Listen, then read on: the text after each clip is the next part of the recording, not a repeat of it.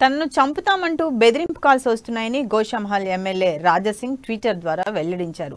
నన్ను చంపుతామంటూ బెదిరింపు కాల్స్ వస్తున్నాయి. ఇవాళ మధ్యాహ్నం 3:34 బెదిరింపు కాల్ వచ్చిందన్నారు. పాకిస్తాన్కు చెందిన ఒక మొబైల్ వాట్సాప్ కాల్ ద్వారా చంపుతామంటున్నారు. తమ స్లీపర్ సెల్స్ యాక్టివ్గా ఉన్నాయన్నారు. ప్రతిరోజు ఇలాంటి బెదిరింపు కాల్స్ వస్తూనే ఉన్నాయని ఎమ్మెల్యే రాజాసింగ్ ట్వీట్ చేశారు. కేంద్ర హోంమంత్రి అమిత్ షా, తెలంగాణ డీజీపీ, హైదరాబాద్ సిపిలను రాజాసింగ్ తన ట్వీట్ కు ట్యాగ్ చేశారు.